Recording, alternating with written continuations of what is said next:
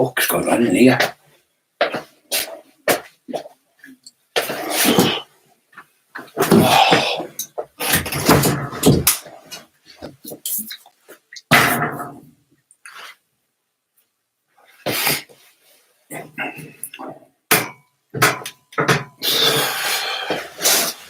Carry on with this fucking thing.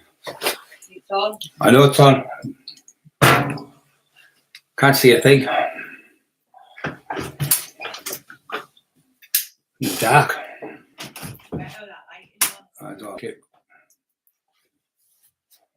Can't fucking see a thing. Can't even see the right now. What? Nah, shite. Just stay at me. I look like I'm fucking been shot sand all over me.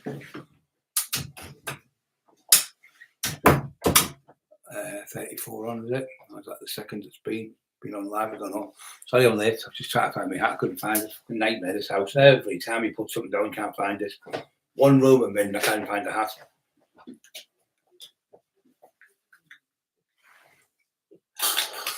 But okay, mate. Deal, Dharma. RC, whatever it is, that one at the top. Guten Tagen, meine Klaven. Sprechen die Deutsch? Nein. Farm was. Lad, RCKUNZ. Trees on Dale. Borough. RCRHT. 75, that should be our 78. HT Biscuit usually says 78. Ten Hag. That Ten Hag, he's got a name, hasn't he? Ten Hag.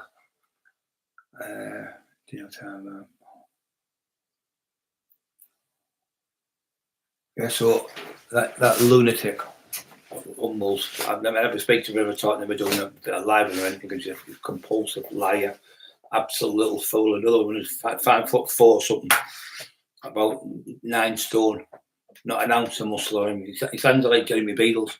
They're that big. What jump Beadles about? You better release the same. The fake off of the two little dwarfs together, like fucking, one's like Ronnie Corbett, like two Ronnie Corbetts, that's what I like. One's like Ronnie Corbett, one's like Jeremy Beadle.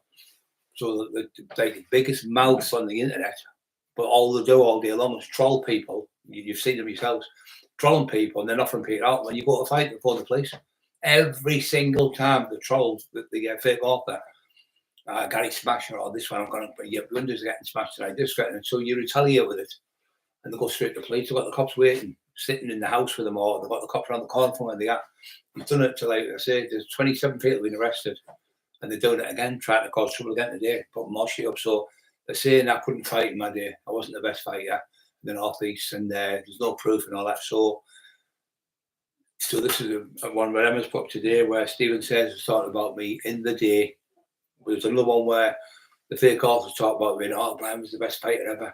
He was the best. He was like the bogeyman in the estate. Everyone wanted to know him. They all knew his name. They all wanted to pretend to be like related to him. And he was like the bogeyman everywhere he went. Everyone would behave in the pubs and behave themselves. And he was like really good to people on the estate, helping kids and stuff. So he's sort of a different version now. So now they're saying that in my day, I wasn't the best fighter. So Stephen Says did a video about 2 years ago with a wild man talking about me. If you have a look on there, it's Brian Cockerill, Stephen Says, and the Wild Man. It's on the Sean Atwood show. You'll see it, but it's already in my. If you go into my videos, you'll see it.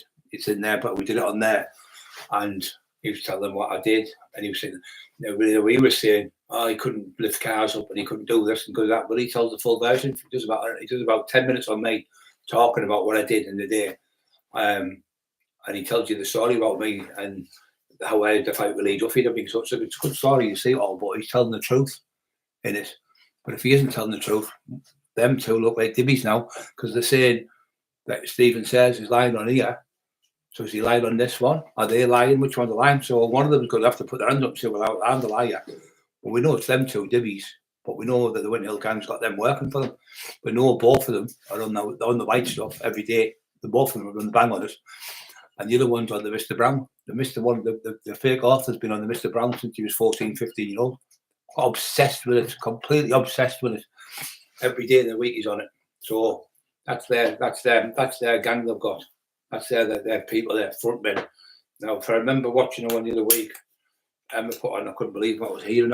Didn't watch it. I could hear it shouting, going, "I'm going to get you raped. I'm going to get you raped." That was his voice. That was you, isn't it? That was you, humble, wasn't it? You were going to get a man raped off another man in jail, getting somebody to hold him down and rape him in the jail. You should have been charged for that. You should have been jailed for that, you animal beast. I'm going to get you raped in jail. He said it over and over again, about three or four times he said it, and people put videos up. Nothing happens with him. Nothing happens with them because they're all working with the cops, like Paddy said. They're all little brasses. They're all little rats who are nobodies. And because they're getting credence. I mean, look at the fake author. Who in the right mind, right?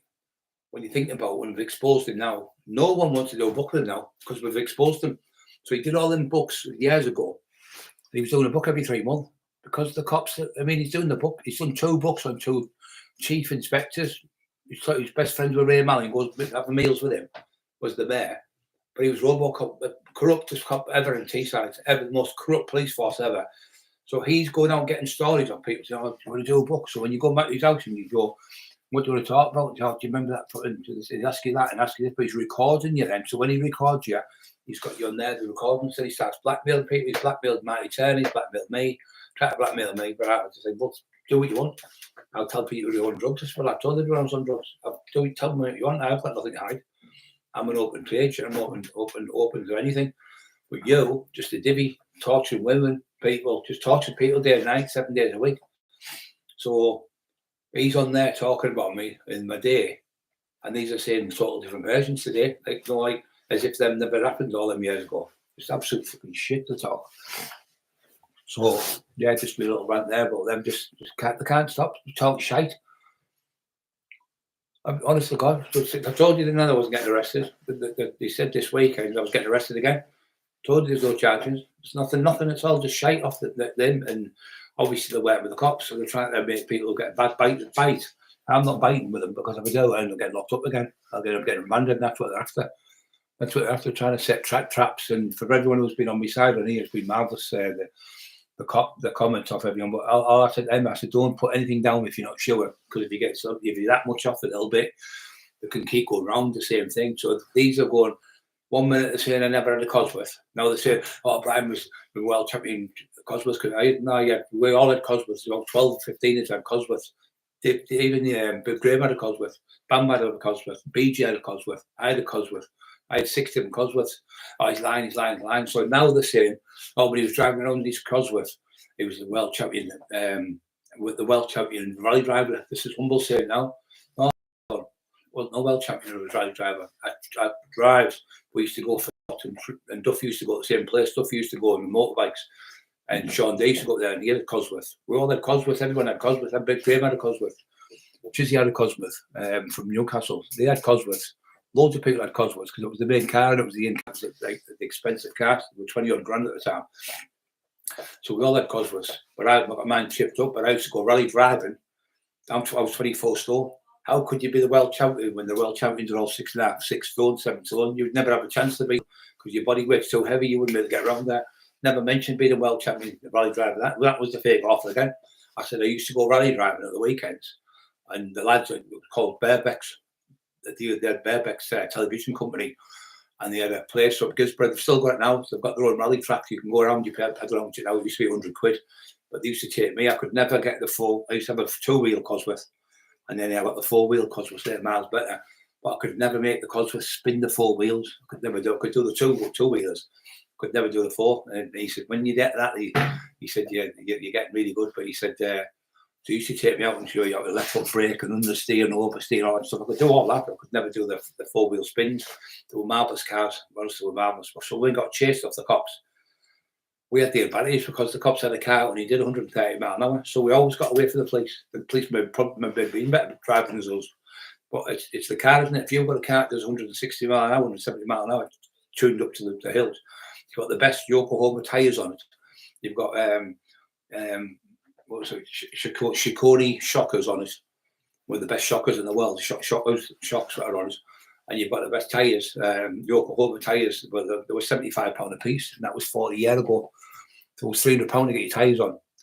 And then you used to have all the, you'd have a strut, with a strut bar across the engine, to save the sides caving in, because when you go over the bumps, sometimes they can collapse, so you'd have to strut across it. There, see the people I've never had them. I've got a fucking clue what I'm talking about. And then you'd have your turbo one. I think it was 9. I think it used to go about. I can't remember if it was 9 or 12. I think it was 9 standard. I think it was, and you could make it go up. But when I put mine on, I had to get a new gearbox. Because I blow the gearbox, because the actuator, what you turn the gearbox up with, your revs up with, they just blow the turbo blew. And I was at Paddy Conroy's on the night, going to see Paddy, and we came back, me Speedy drove back, and the turbo blew, and there was all smoke coming out. It burns out like all the smoke on it. But I had a fix, cost £650 then for the turbo, and that means Speedy came back from Newcastle. Just lies all the time, saying I never had a Cosworth. Now they're saying I was a rally car driving a Cosworth. It seems to be a good lie. You've got to have a good memory these days, because they're on the brown all the time. They're on the white stuff. They're on all this shit every day of the week. They can't remember what day it is, because they don't even know what they've said. They can't remember last week or the day before. They're looking for things in the house. Where's that thing? Where's this? Where's that? They can't find it, because they're macked out their heads every day. They'll take the white stuff all night. They'll be on the drink. Then they start trolling people. And this is their love. So on the weekend, you've noticed it's always trolling on the Friday and Saturday. So it's always the same subjects with different IPs, or what the fuck call the numbers. I'm going to clue how to do them. I've been going on and trolling Mr. Doyle and his missus for the last 6 years. I said, I've been on computer for 6 years. I've had it for 4 years. And in that 4 years, I've hardly been on it, because my hands have been bad. I can't even type anything on it now. My hands that bad. Look, you can see. My hands can't do it, but I still not these half cuts teeth right down the throat to make me want to fight me. He's telling people now he wants to fight me in the back garden. Well, I'm waiting for you, divvy cunt. You're just a divvy cunt. That's what you are. So if you come in the back garden, see what I'll do in 2 seconds. You won't leave that back garden. I'll pull your head clean off, you little fat cunt. You're a little shit bag. You've got no bottle. You've got no friends. And that's why you've got to go out the area to go and drink. You're not allowed in Teesside. You've been barred out of every pub in the town. You went to the dojo and that. You know, when the top football years ago, Ronaldo, Juninho used to live over the road from us. Not Juninho, sorry, Emerson and Juninho lived on the corner, and Emerson lived across the road, and these were all whinging around here because he had a big, massive satellite gun. Brazilian player he was. Nice lad, he couldn't speak much English, but they were okay with it. You know, I used to do the doors, and used to let them in, and I used to work in Redcar, and we used to let them in. They used to go to a place called Rigatoni's, I think it was called. They're a restaurant in Redcar, and they used to eat there. It was all Italian food, and it's just on Station Road where they had a fight with Lee Duffy. These Muppets, I've got a clue, but they would remember the club 40 years ago because they weren't here. It's like you, Humbles, you've never been in the North East. You talked about people in the North East, you've never even fucking been with anyone up here. You've never been with anyone, you wouldn't even know where. If you asked him where to get to say a certain place, he wouldn't have a clue where it is because he's never been here. It would be like me going to Newcastle. I've only been, like I say, a few times up there. And I wouldn't be able to drive to Newcastle and go to Paddy's. I knew where Paddy's was and that. And I knew where their houses where the went to Ilgan. But they had me as their enforcer. So now that he's saying, Humbles was on, no, he's the new enforcer for them. Fucking what a joke. From a 6'4", 24 stone fighting machine to a fucking dribbling slackhead, talking shit. Sat there mapped out his head all day, then drinking pints all day. And then he actually, you just don't know this. When I was sat at the table and we were at the dough, you know how much this is embarrassing, this. They paid him and his missus, Donna Kebabs, whatever they call it, they paid £16,000 to be in the movie. So the most money you paid, you get the higher up. So if you paid like 50 quid, you might get seen on the door, or you might get a picture, maybe in a photograph or something like that. So he paid them £10,000 cash, and then he gave them £6 with that stuff. Give them £6 with that stuff. So they got 16 grand off them to be seen in a movie. And the movie, what it was, I was seen so breaking the fight. It was Billy Hardy was there, you know, the pro boxer who was the world champion. Lovely lad, him, like, he was a nice lad. He went, it's absolute chaos, this bar. And everyone was like, Danny Christie, what I mean, this is pathetic, this and it. And the people were talking there, saying, there's nobody acting it. I mean, they had something like, say the registration of the cars now, and they were putting the cars on the front, and I was like, well, them cars went out then, they're 30-year-old. So you'd have like you'd have to go back 30 years to do the movie. So you'd have to have 30-year-old cars on the front with registrations on, and you could see the number plates were like up to date from now. And they'd have like tracksuits on, like say like Adidas tracksuits and stuff. What you used to wear then, but they had totally different clothes on now. But they were walking around with the clothes on from like this era.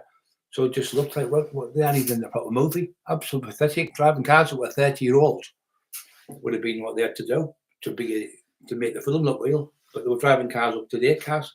It was like 11 plates, things like that. Just pathetic, absolutely pathetic. So they said, right, what we'll do is at the end it's going to be a big ride type thing. I said, well, you're going to have to get away from me, so I'll have to push you out the fucking way if I do. So they run over and I pushed a couple of people back. And then we come on. And then she was going out, almost misses, jumping on a lad about, he was taller than me and bigger than me, he was about 6'8". He was about 22 stone and he was stood.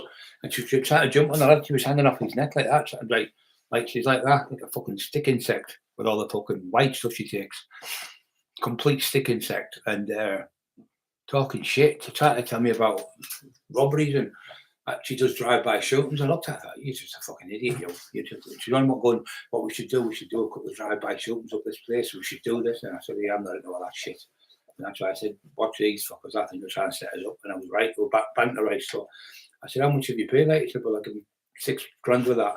And I give him like 10 grand cash to be in the movie. So if you want to be in it, you have to pay. Some people paid 500 quid, some people paid 600, some people paid 8. But the more money, so he paid the most money. He paid the most money, and it's more than he misses. 16 grand. He's going, oh, and I was all emotional when I seen Big John, and fucking hell, man, fucking divvies, honest. Never been involved with anything in your life, John. You're a divvy. The lads and masters, all them, and all the people up there, big Baz and everyone, they said, you're a fucking crank. You were chased out of Ayrshire, I think it was. You were chased out of them because you were a little on the brown, and you were asking people to go and get gear for you because you couldn't go and get it yourself. You were that, and you couldn't get it because they would just tax you. You were getting taxed all the time with them people in Scotland, so you had to leave that area. You were chased from there, and that's why you don't. That's why you've gone away from Scotland, because you can't stay up there because that many people after you, because you're a little divvy crank, and you had little tiny shoes like that, and you had segs in them. Your feet were about that long, when you're size 3, and you had big, massive plimps on them like that, big, about 2 inches, I'd say. Thick, about as thick as that inhaler shoes, but they were square, big square bit like that. And he's obviously on stilts. He was like on stilts, but when he made him 2 inches taller. And what he was doing when he was stood in the crowd, when you look at the crowd, have a look, and you'll see him stood on his tiptoes. So he stood on his tiptoes, tiptoe through the tulips, through the tulips, through the tulips, trying to make himself look taller. Stood next to me, I'm 6'4".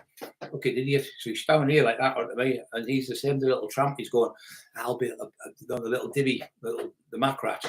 He's going, I'll pivot and move when I'm fighting you, Brian. I'll just go grab by the face and fucking smash you through the wall, you daft little cunt. Don't go, no, pivot and move. I'll just grab you by the throat or by the neck and just fucking smash you into a fence. There'd be nothing left of you, you silly little tramp. He's telling you the story on there, Stephen says, where Brian, he said he could pick a 20-stone man up and fucking just throw. He could slap you. He said, look, my hands are still massive now. That hand would take your fucking head off, humble hand, fucking him. I'd grab you like that and just crush your face and break every bone in your face, you little mac rat. So these end up, my friend, Davey Haslow, torturing Davey and his family, torturing the travelling lads' families, torturing fucking people's families, putting pictures of children up when the kids are going to bed, with the caravans and things. They're going to the caravans and zooming in with cameras, taking pictures of fucking children going to bed. Dirty, filthy fucking animals. They're disgusting what they do to people. You don't do that. I don't do none of that shit. And that idiot, he's going to fight me with that garden. You're a fucking crank. You're a absolute crank. You are. The whole family, your whole mum, brothers, sister, aunties, uncles, none of them speak to you. And I've just seen one with Terry Goes daughters on the last night saying, "Hey, Brian, my dad was a good dad," because he was trying to say Terry was a bad dad and he used to beat the kids up. So she's come on and put a comment. And I said, I know he was a good dad, but she started right there. Terry's daughter can fight. She's not massive. I've never met her in my life, but I know she can fight. And you brought them up that way. And she started, she said, oh, what you've been saying about my dad, my dad never hit me. My dad never hit me with a belt and all this shite and beat me up and done this to me, done that. He was a good dad. She put a comment on. I said, well said. She said, so Shirley went, listen, you. know, his big fucking elephant, the white elephant in the room. I'll meet you now. I'm coming to meet you in a taxi because she ain't about the taxi, the car. So she went, listen, you, give me your location right now. I'm on my way to yours, she said. She went, ah, ah, started screaming like a complete maniac. You get the police, I'm getting the police, I'm getting the police, you bullying me, you bullying me. She shits herself, absolutely pissed her pants with fear. She said, you're telling me you're coming to my house? I'm here now. She said, I'll come and meet you now, I'm on my way. She shit herself. She phoned the police, but they couldn't do nothing because she had the recording of her saying, I'm coming to your house. Now I'm on location, so Terry's daughter, I can't remember her name, Terry's daughter said, I'm on my way to your house now, I've got it off my dad. And she shit herself, and his daughter would have bad boil. She'd knock his fucking teeth down his throat. He can't fight, he's a tit. He offers people out, and they go bang, and he just falls on the floor, and he starts screaming for the police. Absolute dink. See him coming, laugh out loud, basically. Kilo of coke for nothing. GHS. But he's just a fucking, he's another rat, mate. He's ugly. But look, he's like that young girl. How he come on. This is what it's all about. Justice for Chantal, by the way. Everybody, justice. Remember, don't forget this. Justice for Chantal. That's what it's all about. Yeah. Who's this here? Stranraer, West Coast of Scotland, calling himself Julian, humble, driving a wagon. Yeah, Ginger fucking, he's an idiot. Telling me he was a top gangster. I know, obviously, I was born in fucking Scotland. I was born in Coatbridge. It's about 10 miles from Glasgow. And I was born there. I know people there, big Drew, who lives up there, our friend. He worked the doors in Glasgow, the main club where the footballers all used to go. He's 6'6", about 20 stone, lovely lad. And he used to come up and bring me tatty scones and sausage rolls and things like that, you know, for Christmas and that. His family used to talk to him on the internet. So I've got family still living up there. I've got loads of cousins up there, the McGivrans. They're all my family up there. There's thousands of them up there, thousands of McGivrans. One of me is a semi-pro boxer. I think he's a pro boxer, middleweight. I think he's got a title, British title. He's all family members. But this idiot, while he's pretended that he was the APA champion, boxed three years in a row, got to the semi-finals. So I got my mate, who was a great lad. I can't remember his name now. Stuck in me at him. I'll come to me anyway. So, and I asked Marty, he went, Brian, you only had three spans. He never passed his certificate to go in the ring. He said, "Oh shit!" He just all shit. He never ever. He said he sparred, and he got his nose battered. Abdul was his name. Abdul broke his nose, and it was Raggy's cousin, a nephew, Raggy's nephew, who broke his nose, and Boyle had to have his nose reconstructed. He couldn't fight after that because his nose was all smashed into pieces. And he packed in, so he only had 3 sessions. He got done for below the belt, and they had a draw in one, and the other one he got all his nose smashed to pieces, and they led it with a big right hand. He was about 10-year-old, I think, at the time, and he never got up. He couldn't get back up. He said, "Look, it's not for you, this." And which is right, though. You know, it's right. If somebody's struggling, even now, even I can't stand someone. Even with me still now, if somebody was bullying that cunt, I'd still go over and stop and get beat up by 10 people. I just can't help myself. Even though enemies I've got, I've seen them getting beat up. I've had fight with lads who've stabbed me in the back and things like that. And I've seen them in a fight with 5 or 6 lads kick the fuck out. They ran over and grabbed the lads off and pulled them off them and stopped the fight. You know, in nightclubs and stuff. It's not me. I'm just like, I'm a fair fighter. If the marathon's 5 or 6 on me, or 7 or 8, I'll fucking still knack them. I'm on about the ginger. That's what we're on about, John. John fucking asswipe. He's been there. The lads up there know him from knows as well from Scotland. Said he's got ran out in different towns all over in Scotland. They won't let him come up there. So that's why people are saying, why is he in the North East? Because he's been chased from Scotland. They don't want him up there. He's a proper wrong'un, they said. He's a real bad wrong'un. But his dad, I think it's his dad. I might be sure. I'm sure he's in a band. He's a policeman in the band. Well, the band's he's in one of them, in some type of band, but he's a policeman in the band. And he's also in the fucking Freemasons. So it makes sense because the Winter Hill Gang are all Freemasons, so they've all been teamed up together. So his dad's in the band and he's in the fucking police as well. And he's also in the Freemasons. That's what he's in. So they're all, Paddy all sat together because they all give them intelligence officers sit there. and they give them stuff to do. He said to me one night, "Oh, what we should do, we should just go and team up there, blah, blah." I won't say the lad's name. He said, "We'll just do like drive-by shooting." I went, "Fuck off, I'm not getting involved in things like that. The technology they've got now, this felt 5 years ago, maybe." I mean, Emma went, "Nah, we're not into things like that. Not getting involved."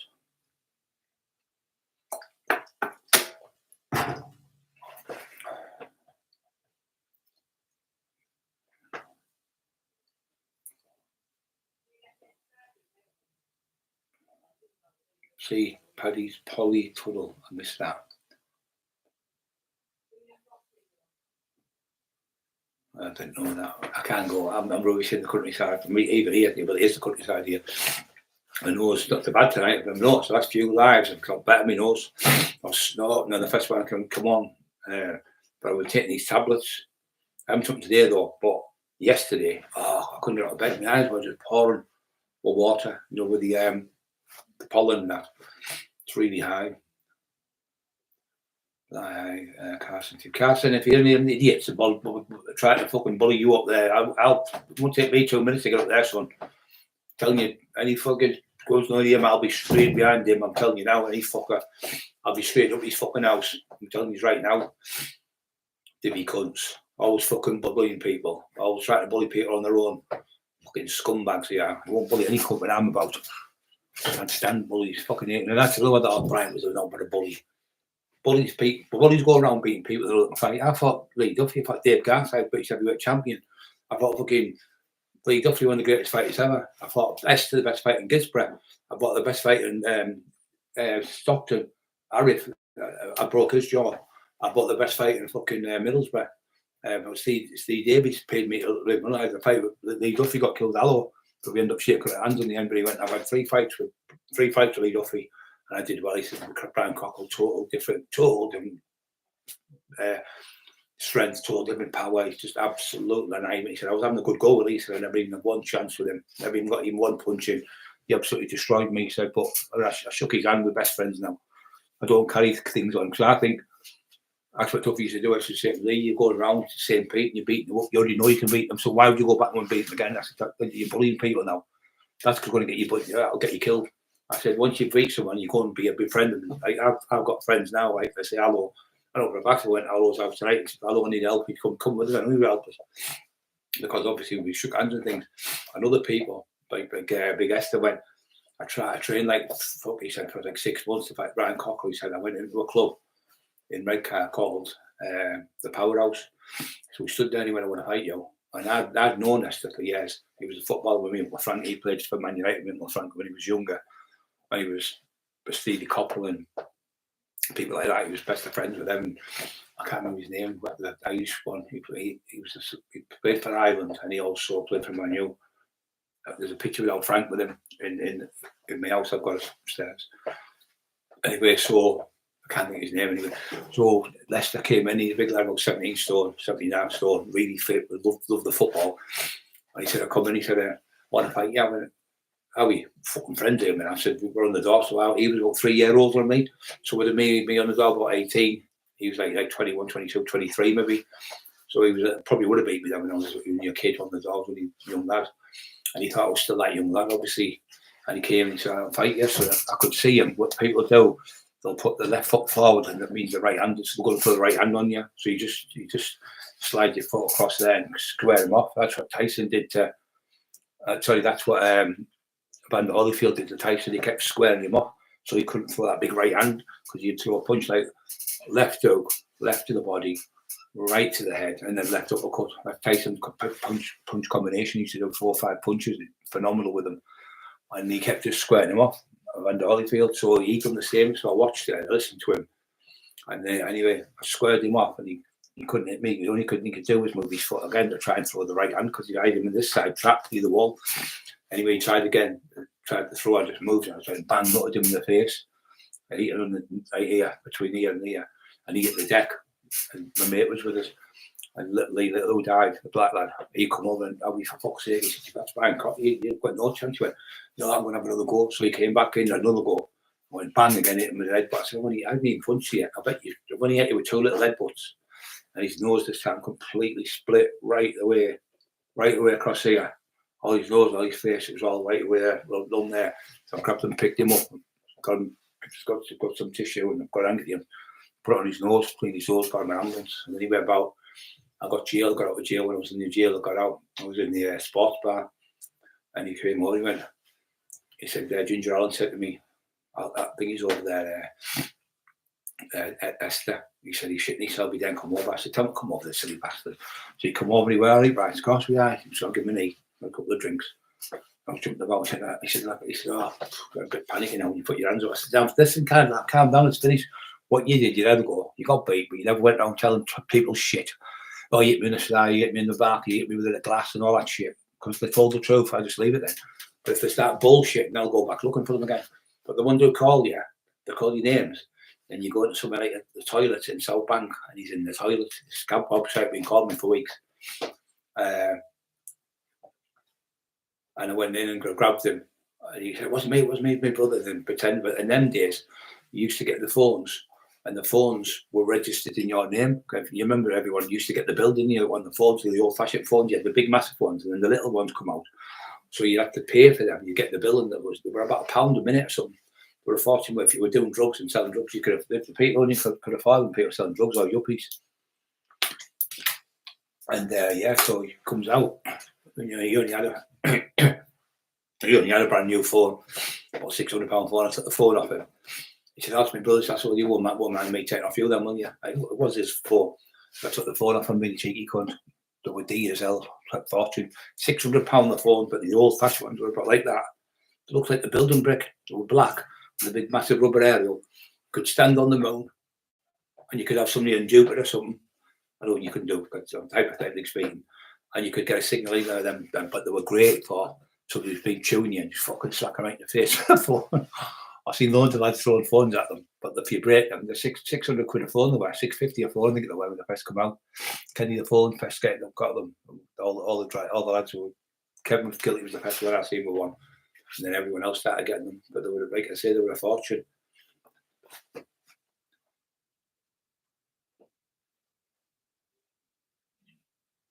Doing that stupid, not Robert.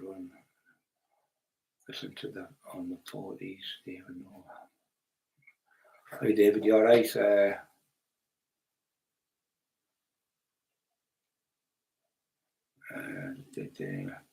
9 for a copy. Yeah. A yuppie. 9 for a yuppie. Yeah, these idiots, they're just the bullies. And you know what? If you face them right in front of them, they shit themselves, the pissed and pants. The absolute pissed and pants. He's been pulled about, I think he's been battered about 27 times now, the tinfoil man. And everyone who pulls him smashed into pieces in seconds. He's never even threw a single punch back. This is the so-called, but happy everyone here being look at the fucking shit, absolute garbage. You had Paul Venice's head fucking battered, pretending just say you're world champion, cage fight, just say you've been in the ABA, such and such, and say you've been there. Well, he couldn't do that because Paul couldn't have been abroad. And then all these that what's it called? That there's a what's it called? What he was in some karate type thing, whatever the fuck it's called. He couldn't be in that because he couldn't go abroad. You're not allowed to go abroad if you've got a firearm.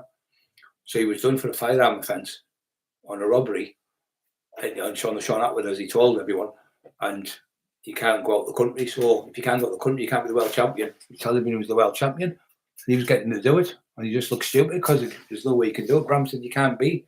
That's Ian Freeman. He said no, he's not the world champion. He said I can't remember what it's called, the fucking mixed martial arts. Ian Freeman from Sunderland, where he was the world champion, real deal. He went to America and then he went to Japan, he went to China, and everything went all over. And he got the belt. He went to Hong Kong. I think it was a Dutch fellow who beat him in the end. And in America, he got his jaw broke, I think. But I got a debt for it. I went for a debt for him. I'm struggling to get a debt down here for a woman. They had horses, and she used to. She had horses, multi-millionaires.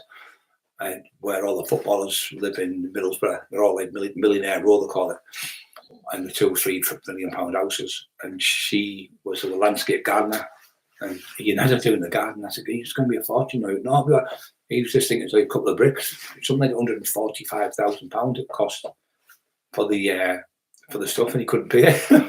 He asked me to get it. I couldn't get it because I said, I can't threaten these with them. One side's the chief inspector of the police. I said, the other side's a Crown Court judge, and there's another Crown Court judge. And then there's somebody else from the fire brigade, like a top bloke on the other side. So you can't cause trouble. It's just cameras everywhere. You imagine going them places in front of a judge, threatening a judge, you get fucking hammered. Yeah, they just talk shit on these trolls. They're going to do this, they're going to do that, they never do nothing. It's all shite. Blah, blah, blah. Just think to themselves, yeah. Yeah, they just talk shite. 90 on, it's going up. Proper ham radios, calls, sign. I use the proper ham radio sign, but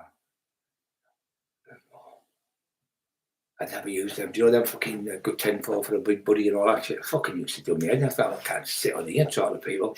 You know them fucking, what were they called? Rubber Duck it was called, wasn't it? I think, or Rubber Duck or something it was called, the movie. It was a good movie, but you got people sitting all day. I like to be out and playing football and stuff like that. And you get people on 10-4, big good buddy and all that shite and all that. And watch your 10 and watch your fuck off, watch your 10. I'm on the football field, I'm going out to play football. I'm not sitting in the house going on the fucking, I can't remember what to call him. I tried him in League if he had one. He went all the way to Manchester with Buster because he'd been talking to this girl for weeks. Well, he was only about 15, I think, 16. So he goes all the way. But he sounds lovely, you know.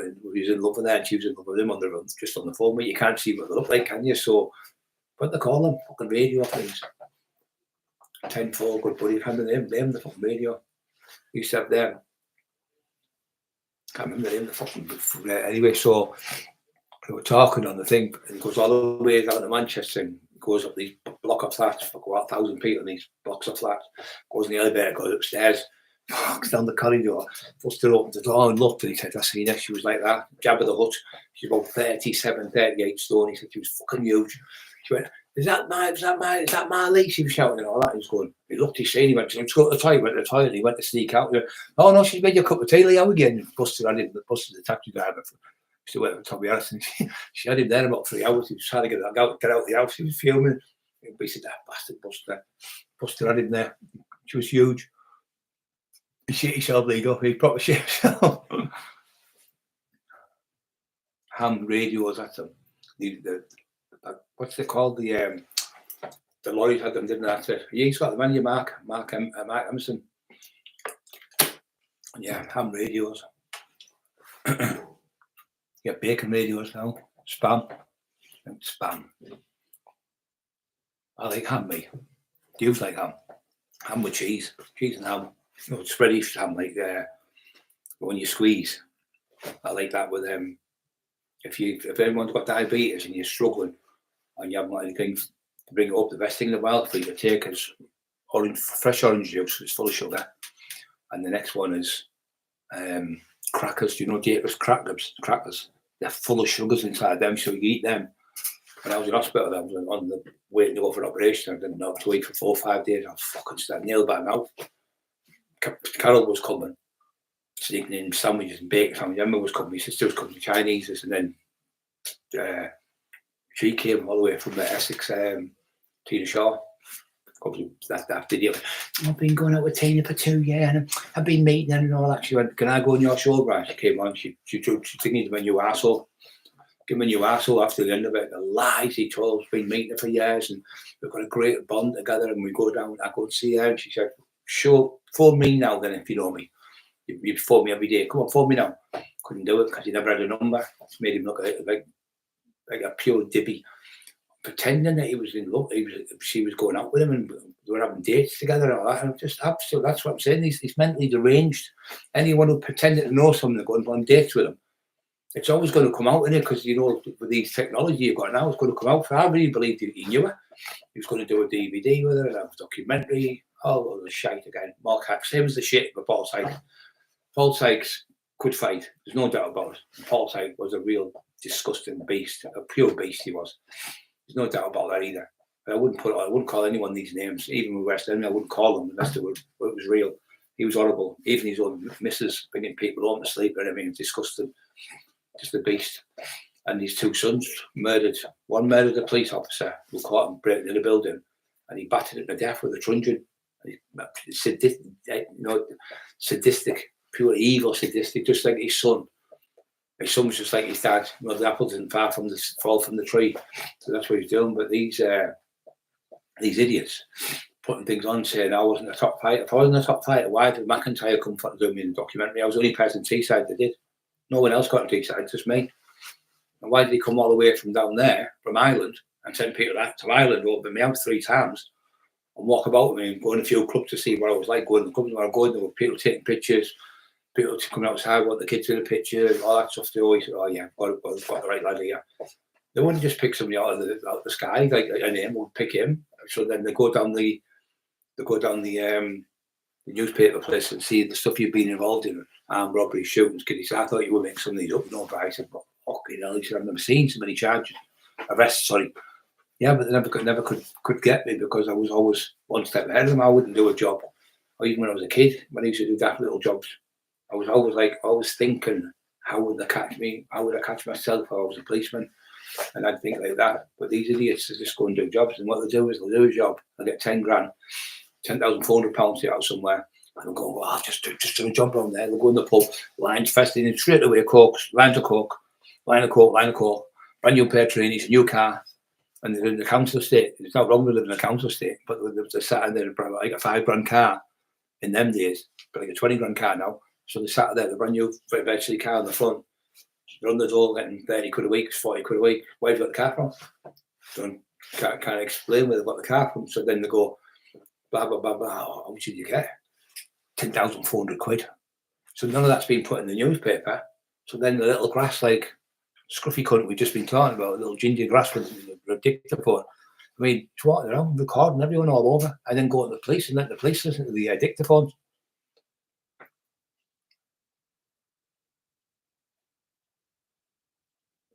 Conor Lancaster, you okay, brother? Yeah.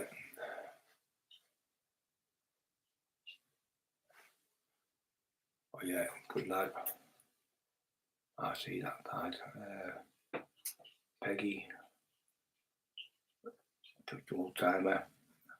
Because I'm an old timer. 60 fucking 2 next year, at the end of the year, 62. So all the mouths when I got back to the houses, stabbed it with bars, all the holes I've got over the boat, gunshot wounds all over me. I've just made them all up in a few weeks or something. Fucking idiots. And all the time they've been in jail. All the jails have been in, all the lads in Liverpool and fucking Durham and fucking Haverick and fucking Thorpe Ash and fucking Wealdstone, fucking, what was the one I went in? The one up in Durham, fucking Durham 3 Arms Home House. All the jails I went in, they made up as well. Fucking idiots. That's shite to do. Because they haven't got that life, shit. They haven't done what we've done. A lot of people have done things in their life and they can't handle it because they think, well, how did he live 600? Say I was saying I was benching £600. Even in home house, I did 850 kilo leg press with Bud Armstrong. Dylan Conroy was there, Paddy's nephew. Emerson was there. Mark Owens was there. The Viking was there. The lads from Grangestown were there. Mark Johnson, Harry Johnson. Harry Johnson's son was in, and Mark Johnson. They're all involved in a conspiracy. And also the screws they put on the wall. And on the wall, it's got an 850 kilo leg press by Brian Cockerill. It's still on the wall now. But I'm making it up. Absolute idiots. Absolute idiots.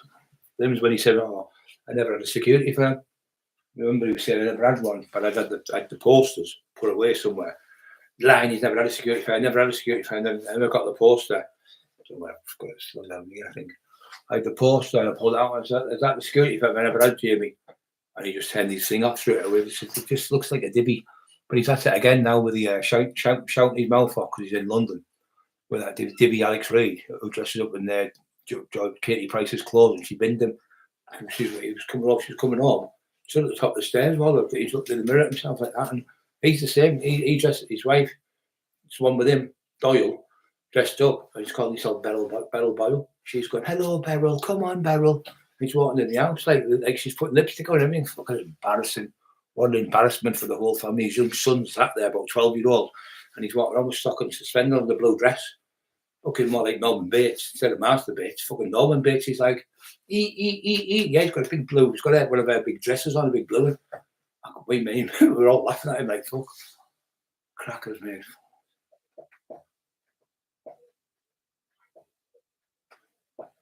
Smashing, like, don't forget to smash likes, guys. Don't forget to subscribe to the channel, because it's sometimes at what time I'm on between Paddy and me, we're different, floating on different bits. So I think he's coming. He's on tonight till 8, I think, and then I think the people will come over. I'll stay on if he isn't. I'll stay on a little bit longer, because I didn't realise. I said it's a Saturday day. I didn't realise it myself. Yeah, I've had a good day. Trained brilliant. Getting really good. My hands are getting strong as a bull now. Like, that tightness in your hands. Do I like that? I was like dead limp wristed. I could say carrying that. I'd hold it and I'd be dropping it all the time. And I couldn't pick that up. It'd be like that. That's how bad it was. So I just started getting my hand in. I was getting like say something like that, and I'm putting it in. I was crushing it like that, holding it, and just getting my hand to hold like that, tight. Keep holding it, hold it. Different angles and moving your tricep, push it up, and obviously been trained for 49 years. I think I've trained 48 years. It helps. Well, somebody said, "Oh, he's not so clever now. He's not on the steroids." Well, let me tell you this, Mr. Doyle. I wasn't on steroids till I was 22, 23, and if I started off with 1 Dynabol a day, Mark Lennon said, all you need for you is 1 a day for a week, 2 a day for a week, 3 a day for a week, 3 a day for a week, 3 a day for a week, 2 a day for a week, and one a day for a week, 1 a day for a week. That's 100 tablets gone. I think you've got 3 left. And I put 28 pounds on with them. I didn't need to take steroids. I was always naturally big. So when I started taking the gear, I went on the gear when I was about 23. Because I remember being at Denny Oils and I benched 500 pounds natural, but I had no steroids. And I had the first jab I had was called Deca and Primo. I had 1 jab of 1 on a Friday and 1 jab for the other one the next Friday. So just like one shot every 7 days. And that's all it took. I was eating good. Brian, to see you back. Yeah, thank you. 2,000 calories. Yeah, it's not hard to eat. 2,000 calories. I was eating fucking 20,000 on the documentary. I have 20,000 calories I was eating. I'm on now 6,000 a day now. I'm training 3 times a day though, so that's what it is when you train all the time to burn up. Elmo Biker, your son, just seen you. David Jenkins, banging him. He will be banging him. I like Carson TV. He's a nice kid. He's a good kid. Proper old school. 10 right wing and wet. 10 sun ring and wet. Jigsaw. So we say most of when they talk it, they don't do that. But I always say, listen, if you can walk the walk, but if you can talk the talk, let's walk the walk. They can't walk the walk. They're full of fucking shit. They don't meet you up. Then when they do meet you up, they've got a gang of people waiting for you. But I don't mind now. I've been a few times. I've gone there and there's been 5 or 6. I went, oh, gee, when I've gone, I've just went bang, bang, bang, just fucking destroyed them in seconds. They're all splattered all over the fucking road. I took the car keys off them, bunches of tyres and all such stuff. They just left them and fuck all. And tortured the cunts. Thought they wouldn't have a go because there was 5 of them. I thought, 10, 20, 30, I didn't give a fuck how many comes. You get beat, you get beat. You can't do that about it. I'd rather go down on me fucking knees fighting than fucking dying on me fucking. I'd rather go down, get knocked out and conscious than begging on my knees. I'd rather fight. I'd rather keep throwing punches until I die. I've been in that many fucking fights. It's unbelievable. Gang fights as well, where there's been 10, 15 people fighting me. Where some big trouble up there. We used to go to Spennymoor, and there's a national front there. It's not far from Darlington, but it's up them up Spennymoor, up where we still have the pubs still up. They've still got the flags of the national front up and that. I didn't really know much about national front. Obviously, I'm not a racist. I don't believe in being racist. I can't stand that when somebody's black and they won't let them win because they're black or because they're Chinese. I don't believe in all that. You're just a human being trying your best as a sportsman or a sports person, and you get over the line before the other person. No matter if he's white and he's been fucking given 1,000 medals for saving people's lives. It's still not right if the person they're going to put all that hard work in to get over the line and win, and then be robbed and cheated. I don't like cheats. I like people being cheated. Yeah, I used to have the eggs and milk. The only thing is you've got to be careful with the eggs. What I would do is make sure you cook them for about 2 minutes, because if you don't cook them, you get salmonella. The chances of getting salmonella is only 1 in 1,000, I think, but it's 1 in 100,000. But if you don't, I think it's 2 in 2 salmonellas goes up by 20%. I think it is if you don't cook them. I think you got to cook them for about 2 minutes. But I used to have 10 pints. I used to have 5 in the morning, 5 at night. What you can get in the morning, 6 o'clock for 5 pints, and then I'd have another 5 at night when I was on the door. I'd have 10 pints a day, so there's 4,000 calories a day straight away. That's what I used to do. Then I put it up to 15. I put up to 15,000 calories just on milk. And I was having the protein drinks, and then I was having the meals and the dinners. It's easy to get up. Once it's called force. You've got to force feed yourself. You want to get big. You can't get big unless you put. It's like having a fire. You put that bit of paper on. It's only going to burn a few seconds. Get about 20 logs on. Bit of petrol on it. Poof. Big bonfire, massive. So you won't get as much heat off it if you don't put the fuel in it. It's like a car. You can only, if you have a car, a Mini, put a fiver in it, you drive all over. You put a fiver in a fucking Jeep, you won't even start it. So you've got to put the food into you. That's the main thing, you know. But the main thing, the training's the high. It's not the easiest, but it's the preparation of things the hardest. Getting your meals and every day, and another thing, you're there all day cooking. Putting it, I used to put it on the side. 4 o'clock to 2 o'clock in the morning, the buzzer would go off. 2 chicken legs. 6 o'clock in the morning, 2 roast beef buns. 8 o'clock in the morning, whatever, you know, fucking 2 yogurts or something. Whack them. I've got a little fridge at the side of the bed, see, and I'd have that for all night long. I'd eat every 2 hours, all through the night, and then I'd get up in the morning and have another, like a breakfast. Have like 6 eggs, put 2 pints of milk in it, and scramble the eggs up. I'd have that. Was nice. And that's the hardest, I think, for people cooking. It's really boring cooking, I think myself, really boring. But you get like ready meals now where they're all the good meals, where it's all bodybuilding. You get meals now where you can get them sent to you. They're not that dear. It saves all pissed about. But I like having a kebab, but not with the doner meat. Don't eat that doner meat. It's fucking stinking. They did a survey on it. It's full of grease and full of fat. It's full of all sorts of shit. They put in all the garbage in it and they crush it down in a big mixer. Eyeballs, everything in the fucking thing. They crush it down to a mixer and put mince in it with it, or lamb with it, and then you get it. But when you get the chicken one, it's just pure fillet chicken, beautiful with the salad. I like having one of them. I like having one of them myself. I'll probably have one tonight. I've just had beans today. Tin of bean, full tin, 4 sausages, 4 slices of bread, and I had 2 coffees. That was my breakfast this morning. I had another one, probably the years, and then I've had a Chinese I had last night. I have for that. I like the Chinese next day better to use. When you warm it up next day, it tastes beautiful, doesn't it?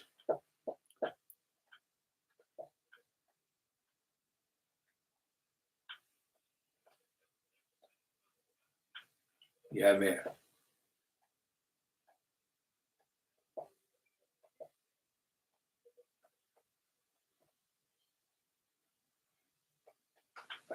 Yeah.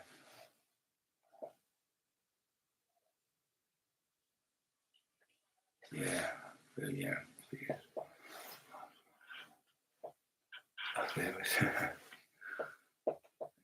Hit the like buttons, everybody.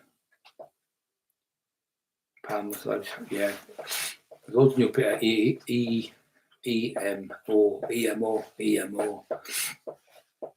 Oh, where butter that is, I'm seeing him. Oh, there he is, butter at the bottom. Minimum kebab. Yeah, I don't think the medium kebabs is the other bottom, I think. I used to get all these for free, so you had all the places boxed off. It was like, you know, when you play Monopoly, you get all the street. I'd have like the Chinese place where they do your back and arms and that, you know, osteopath.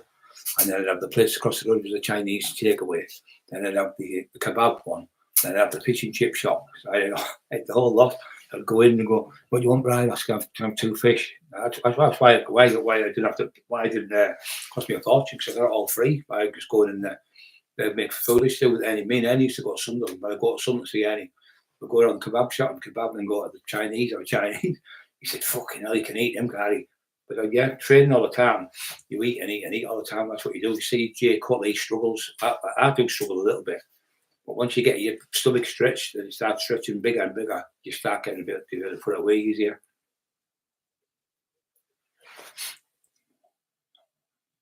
I don't like any using all them different things. You know, when they come out when I just like the old stuff. Maybe I used to take the old stuff because you know it's worked on Arnold and the Hulk and Rich Piana and all them. Not respect Rich Gaspari. all them top Lee Haney, all them brilliant Mikey Quinn, all them people, all brilliant bodybuilding, brilliant physiques, and none of them died on them. The only one where they die now, they're just taking too much insulin. That's the main thing it's killing them. It's not the steroids, it's the insulin that's killing them. Growth hormone doesn't kill you. It's the insulin. The insulin can put you in a coma if you take too much and you don't get it right. You've got to take you've got to take sugars with it as well before you take it. You've got to have enough sugar in your body to last. And if you haven't, it just shuts you down, gives you a massive stroke, or a massive heart attack, or a bleed to the brain. But it's the growth hormone. But you've got to take growth hormone with insulin. It's so complicated to do. I've done it myself, but it's complicated. You've got to be really know what you're doing. You've got to really know. Go like a pro bodybuilder who knows all the stuff. And them pro bodybuilders are the cleverest people on the planet when it comes to diets. You get these doctors, gym doctors and all that, but they're nowhere near the ones who pro bodybuilders who compete in like the Olympian. They're perfect. They'll get their diet down to where they're on stage and the water's still coming out underneath, so they'll do like 24 days no water in the system, and then they put it back in slowly, and then you rip to the bone, and they get it. You can get it, but you're not only last for that one day. So when you go back and you eat a few Mars bars because you eat shite food, you're going to do another show the next night. They'll eat sweets and they'll put £10 on it in like a couple of hours, £10 a weight, because the sugar just soaks it in, and you're absolutely shattered as well when you've done a show. When you come up, I did 3 shows. Was it 3 or 4? 3 or 4 shows I did for I came 4th, I think I was, in the rest of England. But I didn't die properly. I didn't have a clue. I only died for about 2 weeks. You need like fucking 40, 50 days to diet, but I still did well. I was still on stage in front of over 1,000 people. Well, the cameras were all out and everything. But if you haven't done it, if you haven't been on them stage, you don't get that buzz of being in front of people and buzz and shit like that and doing a show. These are the ones I'm going to compete. They say it for all the likes and they never ever do it. So even though I never won a massive show over, I came like 3rd or 4th, I think it was. I came in the Mr. Juniors under 21s. So I've still been on the show and competed and know what it's like to go on stage and talk to people backstage and talk to the bodybuilders and the pros and all that stuff. It's nice. But you get people, oh, Grimmy, he's only got little legs or whatever, but you've got to give the kid, you always give people applause. You've got to, shut up!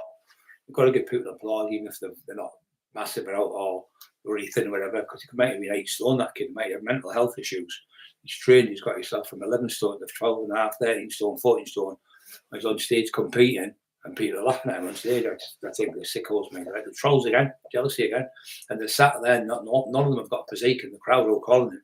It's like the ones on here call us a lot, or call us Western shit, and they've done things 100 times worse than what we've done, 1,000,000 times worse.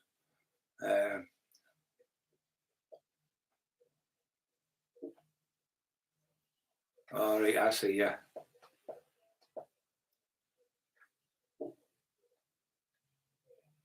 Yeah, I know what you mean now. Yeah. Leather, garlic. What's that? I can't. My eyes are getting worse. Just fucking can't see. Kebabs. Probably calls it all sorts of things. What I do, I never say anything. I never say anything which lies. I never make something about my own head, because I think you just have to be like. I look at myself and think, I'm a Christian, old people. And if you're making lies about somebody and it makes them do something stupid to do themselves in, you know what I mean? You feel awful. But if you tell the truth about someone who's torturing you, and then you're telling the truth what he's doing to you, and then other people go, well, he's doing it to me, then other ones he's doing it to me, then you all get together and you think, so it's not me just getting bullied, or it's not me or just getting picked on. These trolls just bully anybody because they've got no likes. They look in the mirror, they go to bed and they go, they don't look at themselves. That's why he keeps changing his appearances. 1 minute he's the Yorkshire Ripper, 1 minute he's Paul Sykes, the next minute he's what do you call him? Who does the Jimmy Savile? He's talking about Jimmy Savile. He's bulling up all pedos all the time. They're all wrong but he's bulling up. So it's the old saying, birds of a feather flock together, and that's what they are. The weirdos laughing at kids being raped. He was laughing at the 13, 14-year-olds being raped by Paul Sykes in Blackpool in the 1970s. He said, "Oh well," he said it wasn't rape. He said it was just underage sex. I said, he was 33-year-old. One was 13 and one was 14. And he thought it was okay. But he'd already written that in his own book. The first book he did, he was very intelligent, clever than I was, Paul Sykes. Written his own book. Tester Award he got really hard to do. He won a Tesla award, which is like a Nobel Prize type of thing. He won that, and he did the book. But he said in the book, I love schoolgirls. He said, I'm always shagging them with whatever words he used. He said, I pick them up from the school and all that stuff. He said, so in probably 10 years' time, probably 4 years' time or so, when the book comes out, I'll probably get 10 years for this. So that's Paul Sykes talking about himself, saying he was a wrong in himself. He admitted he was a wrong. He admitted it in the book because he written his own book. So all he did was that. What he done, he went and seen his missus and his sister, the tinfoil. He said, well, I'll give you 50% of everything in the book. You'll get 50% and I'll get 50%. But oh, brilliant. So he's doing all this stuff for them and all that. Anyway, so he then says, she said, he said, do you want to come to my house to stay and tell me the stories at my house so it's easier instead of go back and forth from Wakefield, wherever it was. She said, oh yeah, I'll come stay. So she went for, I don't know if it was a week or two. I think he said 2 weeks. So he got there, he said, and when I got there, next week she came in, she went, how you doing? You all right? Blah, blah, blah, blah. And anyway, he said all of a sudden, when all of a sudden there was a noise, went, he said the glass went like this on the table. And he said to the wife, did you see that? She went, yeah, I seen that. And then all of a sudden another glass went by like that on the table. It was on the coffee table in the living room. And then the woman was like sitting looking at them. She was like Sykes' sister. And he went, he said, all of a sudden, just out of nowhere, this is a Jimmy O'Neill show. Oh, Jimmy O'Neill's a good lad. He's on there. He even did a book with Jimmy O'Neill and robbed Jimmy O'Neill as well for the Wigan Joker. A lovely lad he is. And he said, I was calling Jimmy. And Jimmy phoned me. I went, Jimmy, I would never call you son. And he didn't believe me for about 2 years. And he come out like tearful. You could have seen his face. Steve Fish on Topic Talk said, Jimmy's found out, Brian. It's never been you, whenever. It's been him all along. It's been him lying all along, all the way through, all these subs and everything, all the things he's been saying are the same things that are on your computer, he's on his computer, because he does the same MOC. So then he realised, Jimmy, good lad, he's going to come and stay with us when he gets up here, go for something to eat and that with the parmesan and that with him. Nice lad, but he was slagging Jimmy. But when he was on the Jimmy O, he was telling the story. He said that when Paul Sykes was in jail, there was a cat in jail, and it was at Liverpool. I was in Liverpool jail, fucking worst prison ever. Big ginger cat, and this cat's on the wing, and everyone loved it, and everyone used to throw biscuits out. I think on a Friday, Saturday, and Sunday. It's a lockdown, but you can't go about. No gyms are fuck all really. So you sat in the pad, you look out at the birds, you look at the pigeons and things like that. So everyone used to look at the cat and throw food for it. So it's gone missing 5 days. So he said, hey, boss, have you seen the cat? Big ginger Tom.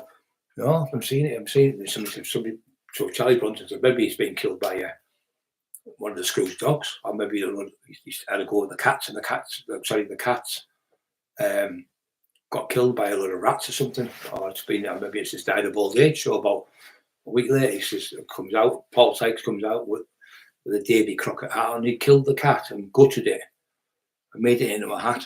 And he's walked on the wing. And everyone was like that, like, no, gutted. All the lads wanted to smash his face, and they had to get him out. They had to move him from Liverpool, from the jail, because all the people loved the cat. And he sat there laughing at the cat being killed. I thought it was funny. I thought, you sick bastard, you are a sicko, you. And then he was on the Jimmy O, and he kept coming in, all the white powder on his nose, and she was going, doing that, and all the white powder was dripping off his nose, and people going, Jamie, I think you've been to see Pablo Escobar, and all that's what he's on about. And realised, obviously, the white powder stuff, and he was off his face. He'd been on the drink and the white stuff for 2 days. Disrespectful again. He did the same when I went to the zoo. So when we get back to him in the house when he was doing the computer thing, so all of a sudden the computer, he said, turn it, and poltergeist, it was going, it's me, Paul Sykes from the grave, write me books, Jamie. She was telling him what they're writing. She went, wow, tell you what we're going to do, no drama queen, all bullshit lies. And so the ghost of Paul Sykes lives in his house. So he said, for 2 weeks, he said, all of a sudden the bell started ringing. I haven't got a bell in the house. It was if it's Paul Sykes in the ring. Ding, ding, ding, ding, the bell ringing. I said, well, how could the bell ring if you've got no bell in the house? How the fuck's the bell ringing? He just talk shite. So he said, so for basically, Paul Sykes' ghost lived in my house for 2 weeks, and he had to get a Catholic priest in to get him out of the house. Absolute shite.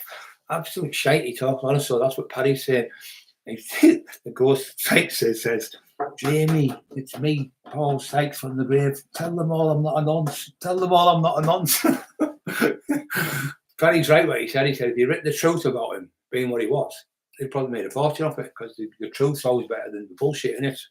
But because he's in love with him, he loves Paul Sykes. He's absolutely obsessed with him. You know, he probably loves him, and that was what his hero is in real life. Paul Sykes. Remember them smiling toffee from boats, yes, or ephedrine. Ephedrine, that was horrible. Or ephedrine, fucking horrible it was. I mean, you'd be up all night. Peter used to put it in the speed, didn't it? Ephedrine with speed tablets. Made speed out, put it in the speed. Couldn't go to sleep on it. They were horrible. Yeah, Peter used to make mix of a bag of speed. They were horrible. And Peter, what he used to do, if you starve, if you can't eat, here's a trick what we did in the 80s. So your body can't eat because you're full and all that. So what you do, you have, them tablets, they're about a pound, and you get 2 for £1. The antihistamine ones, but don't get the ones that make you drowsy, because you'll fall asleep. So people were training like 5 or 6 will fall asleep. But what they do is they actually speed up your metabolism in your body. So instead of eating 4,000 calories, you end up eating 5, 6, 7, 8,000 calories a day. So all the old bodybuilders, that's how they end up getting massive, because they could eat more. They used to give you more. I don't know how it works, but they used to make you eat more food. So everyone was on them tablets, taking like 2 or 3 then an hour before the train. An hour before they eat. And they would eat a lot more food. 102 of those. Animator. Yeah, it's good to be trained. It's nice to be trained. I've just trained. I did chest this morning when I got up. I did chest. I did 150. I never did heavy, just light. 150. My fucking shoulders were pumped, and I did shoulders straight after it. And I had a massive pump on this morning. It was brilliant. Starting to work now. I'll be training on the food now. Emma's lovely. I'm a whinging bastard sometimes. Poor Emma. But when you're depressed, I'm sat in the house for fucking 4 years. I sat in the same bedroom.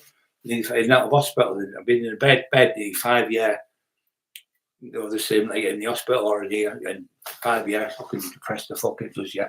But I just keep going. I keep thinking I've got you lot to look after me, which I appreciate you, and I love all you. And I'm here for you anytime you need me for anything. And whatever said between me and you'll be keep between us.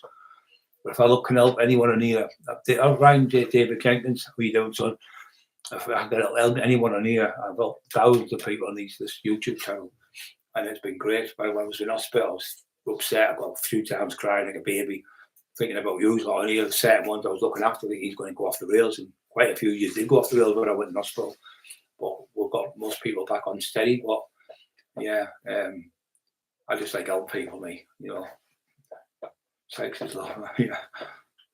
So he said when we went there with the Willow Hill gang, when we were like friends with them, before we found out they were lying about Paddy being a pedo, all bullshit lies. He said, he was telling the stories about me, how good I was at fighting up there and talking. And they're all nice with me and everything. So all the stories when I told them then, for Jamie, they were perfect because they were making fortunes in the books. But when I fell out with them, they're all lies, but why would you write them in the book if they were lies in the first place? So, but the thing with Nick knackered him the other day is Emma put the other post up where I did the books 2002, I think it was, and 2000, I think it was less than 2000, I think it was 2001. Before that, 2001, I think it was. So the books go back to then when I first done my first books, 20 odd years ago. So how can I be making up now when I did 20 odd years ago? Well, I've got a time machine going back in time to change the books. So he just looks like an idiot now. That's why he's gone down London, kept out of the way. That's why he's gone down there out of the way, because everyone knows now he's just bullshitting. All that shit about there was no book case and all that. There was no digits involved in that. But that's why all the books have been took down. Why do you think he hasn't written a book in over 2 years? He was doing them every 3 months because they've been gone bankrupt. The whole company went bankrupt. Sean Atwood said he's bankrupt the whole country. He's been getting paid the money. He's been going on the train to Pontefract, 3 Bailey Gate, and he's been getting the money off Rob Brendan, who was the owner of the company, and he's been getting paid, and the receipts he'd been given to him. He was keeping the receipts, throwing the receipts away and just keeping the money. Saying he was getting 300 quid, he's giving people like 100 quid and keeping the 200 quid. I don't know exactly what how much he's had away, but he's had people over for a fortune. Every person you talk to has done a book. I've been paid. Even Paddy Maloney did it with Paddy, had him over. I think it was for $5,000 with Paddy got over. He put his name on Paddy's book. He put his finger over Paddy's book like that and put his name over Paddy's book and pretended he'd written it himself. So Paddy had to get his book back, pay them off, and then redo the book and reprint it myself. He said, Brian, I'm sorry. So I thought it was him. I didn't think he was there. I had the ball to do it with you. But it's been him all along doing all the lying. Paddy Maloney, the search boy, a scumbag. And then the lads over Hartlepool, who did the books over there, know me, bullshit now, and he's a compulsive liar, right? He just can't stop lying. He's absolutely mentally insane. So he went and he was doing a book. He was going to do a book over there, and they pulled the plug on it. I said, no, I'm not doing it. I believe Brian now. So no one's doing a book with him now because he's been caught out. And all you have to do is you go in the company's house to see if he went bankrupt, and it tells you if they've gone bankrupt on there. So why would you want to work with someone who's ripped everyone off? All them people, big names like myself, rip people off. And he just goes, you can't go and grab him and threaten him because he's got police handlers, and he just gets the police on you, gets you locked up, so you can't win. But the thing is, what's happening now is that many people know now, and I've let everyone know, which I would do anyway, because I know they give a school teacher, she'd been a teacher for 30 years, and she decided to do this book. I don't know what it was about. And I went in, she said, oh, what would it cost? So she gave him a £1,500 check. He went, oh, can you get us the money? So she went to the bank, gave him a £1,500 check. This is Rob Brenton. I never paid it. Dale Brendan, I was telling me, because he knew the woman. She was a school teacher, ripped the school teacher off as well. So they're just horrible. So all them people who did the books never got paid. No one got paid the right money, and nobody got any paperwork to say how much had been paid through the HMC Customs. It was all fraudulent. So the War Cry Pubs and War Cry Press went bankrupt. So they had to go bankrupt. I don't know if they're back up now, but I think they're not. I think Brett might have thinking him off because Brett had to get rid of his Rolls Royce, and he had to get rid of his shops and everything because of it. He ruined it for him because I think they were investigating now. So the thing is, he hasn't written a single book in over 2 years now. Nothing, not a thing. He was doing them every 3 months. But when he went to the woman, she said, where's my money? Paul Sykes' sister. And, oh, it's all gone wrong. And Pete Tong and all this cap to her. Never give her a penny. She said, you were going to give me 50%. And he offered her 60. She said, no, I'll just have the 50. I'm happy with that. He did the same with Carol Edwards' daughter. She said, I'll give you 60% of the thing about Lee Duffy if you tell me stories about it. She said, no, I'm doing that with you. He said, if you don't tell me the stories, I'll just make them up. And I'll make your dad look bad in that. I'll put him down as a bully. That's what he did with some of the stories. And one of the books off Lee, he got £3,000 for. He used that £3,000 to put on his house for a mortgage. And he said, the Lee Duffy book, look, I got £3,000 off the bank there, Barclays Bank, Pontefract, Robert Brendan, so Shirley's, Anne Boyle, Middlesbrough. And he got the money off the book. I think he made about another £3-4 grand. That got him his furniture, his carpets and his curtains to the house because they already had bits and bobs. But that's what paid for that house was paid off the Duffy's stories. None of the family members now, the mum, the dad, the brother, the uncles, nephews, not a thing. He's rotten with greed. He's absolutely rotten with greed. He never ever puts his hand in his pockets. He sits at the back and he'll go, me, him and Rafe went before, and he went, watch him do this. And he went, he'll write down what he's going to do now, leave his phone like that. I said, what have you written? So he came back and he put it down. I said, put it down, same down, put it down, leave his phone, turn his, lost his card. Sorry, lost his card. He said, and I said, leave his phone. I remember the number because he said, oh, the number's in my phone. I've got my card, but I can't remember the number. And he did that party piece of me, poor Bobby. Poor Bobby was taking them up, picking them up and driving them all over. I mean, sometimes days I was bad because I was obviously bad with the illness still, just starting to get the illness. And poor Bobby was taking them all over, just taking the piss out of him. I had him all over the place, running about for drugs and that. Bobby didn't know. I said he's going to, he did it with another one, the lad who was a cameraman. And he had us all out all day, and he had us taking us to houses. And then when the cameraman, the police came behind us, he just threw the stuff on the floor with little rocks. And I went, what are you doing? You can't do that. Anyway, the police went round us, but he was going to get the man caught. He just threw all the stones on the floor, or like little 20s. Don't know if it was crack or whatever it was, but it was like little plastic thing. It was 20-pound rocks. Threw them all over the floor. Because you shit yourself because you've been off your head for like all night long on the gear. And we were going to do a documentary about the resurrection of Brian Cockerill. And he was like fucking about all day. We went to somebody's house, went to wait for him coming with the gear, the lad gave him the stuff in his hand like that. And anyway, when the car turned round, he threw them on the floor, about 5 or 6 of them. Just disgusting what he does to people. Just rips everybody off. Oh, because the COVID's on them. What's happened in this? It's an excuse. I'm thinking, well, where's the paperwork? Where's the invoices? He said, oh, they've got 500 of your books sold. you're getting $3,000 in such and such in a month's time, and the other one you're getting your electronic book. That's been done. You're going to get $2,000 for that. He said, I'll just made up lies, all lies. But him and there went out all over the place, drinking, going up the lakes, going up here, going up there, going all over on holidays, in the car now, and buying themselves a car, and everything, out of everyone's money, ripped everyone up. Poor little Terry, ripped him off as well. He never got paid. Terry got ripped. And when Terry went in for his books, the judge awarded Terry, I think it was 2,000, 2,300, 2,500 bucks. I think he got awarded Terry back because they still had them on the shelf. So he had to go to Waterstones. And he said, well, I'll get them for you. So he sent a woman, she came on the Friday, dropped 1,500 bucks, and then she came the next day with 2,500 bucks she got, which is about $30,000 or something with the books. So that put them right in the shit. That's why they were bankrupt, because they couldn't pay all their money for the books, but the printers and all the stuff, because they weren't selling the books. No one was buying them, see. So they had to go bankrupt. But they kept the money. He thought we'll catch them up with the books off brand, the 500 bucks what Waterstones have got. But they done Waterstones after about a week. Or Brenton Army, he's wrong, Jamie. They've sent the 500 bucks back with what he got. He said, we've lost in transition 150 bucks. I said, well, you're not putting that down to me. A third of that money's mine. I want my money. And I've still never got my money. But if somebody said to me you could have £100,000, I did go back to court again and do the same thing. I do the same thing again, so all the other poor people can't get ripped like me, didn't get ripped off. Completely ruined them, mate. Absolutely ruined. With the truth, not with lies, with the truth. So all the paperwork from the courts there, all the letters from the judges. It was a civil court, and we won in the civil courts. Judge Cook, Judge Angus, not Judge Cook, Judge Mark something was called. He was a good judge.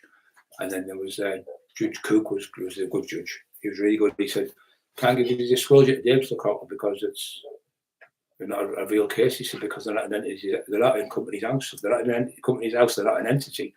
So does that mean it's fraudulent? Yeah, got it at one. So he had to change the indictment to from Warcry Publishing to Rubik's Fan the Flames on the day of the Judge Cook, and rechange it all, and then reset the thing for the judge, so the judge could have a look at it. And then the judge got the paperwork, and then he sent it out. I sent it out to you, Mr. Cockerill, but I will award you the disclosure. So he awarded us the disclosure.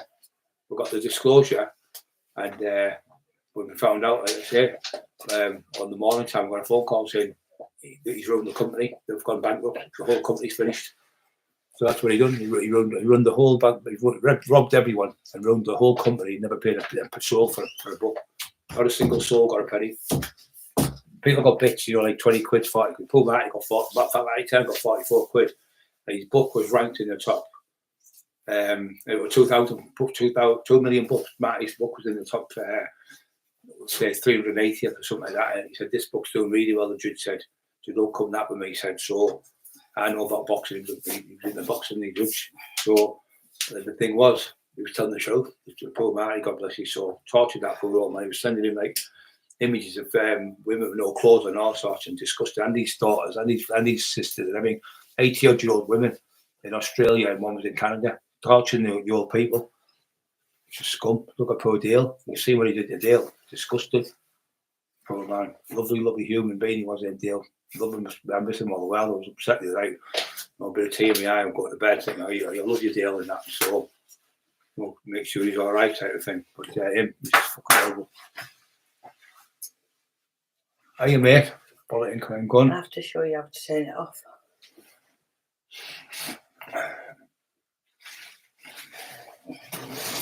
No, you just go like that.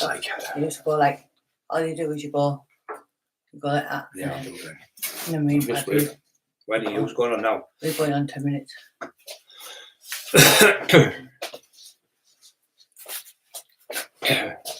On my channel. Oh, God, my bum. Hey? Yeah, it's just killing me. Is it? Why don't you get a pillow or something? Oh, fucking hell. Oh, God. Can I put it? Yeah, put that one over. I'll go get yours. Just that one there. You don't want it stuck to the setting. Bobby, passes that for your pillow, please. Oh, my asses are gone there. Off the floor. Cheeks, put them cheeks back together. Change plan will be on my channel. to the people that are on there? Carry on, isn't it, guys? You've got fucking Pluto over here, yeah.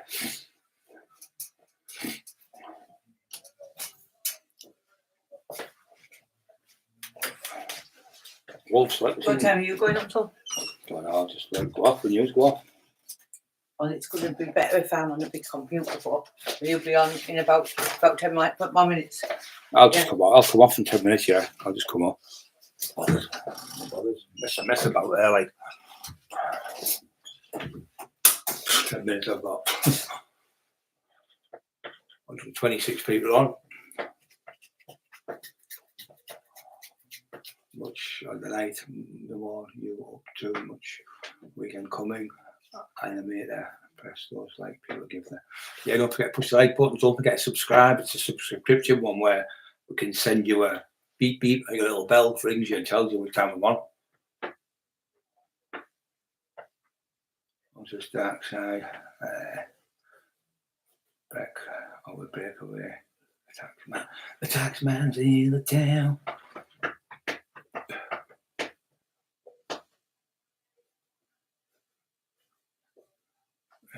Blackpool on holiday, a couple of days away. Oh, good on you, mate. And I didn't really like it, mate, Blackpool. I went twice. It was just hectic. It was full of scousers coming up and asking, do you want drugs? Coming up in the hotel, do you want a bit of gear? Do you want a bit of gear? And I'm fuck, no, I don't. Come down here, get office. We're everywhere selling drugs. Scousers, full of them, selling crack and everything everywhere they were. Chubby Browns, I went to see Chubby because I looked after him a couple of times. So I went to see him when I got there. Yeah, it was. Don't go on them rides, me. Don't like them fucking them rides. Shoot myself. No way would I go on them rides. Shake myself always. Do not like them. Well, jocks, yeah, you're full of Scottish as well. You're right, 100%.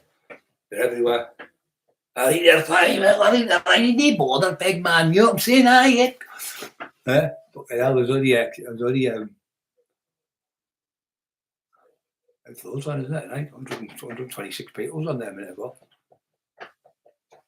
And I've had about 250 on the night because they've got on now. I'd have got them ones off Paddy, see, but I thought she was just coming straight off. But knew that when I went on. Called me again, didn't she? It's been a good one anyway, hasn't it? Yeah. He's vouched to the Cockerill. The ghost of Paul Sykes lives in my house, Paddy, when he's round the fucking bend, mental. And then when he said about me involved with the Caesars with Frith Graham's murder, as if I talk about people I worked with in the past and give that divvy tramp.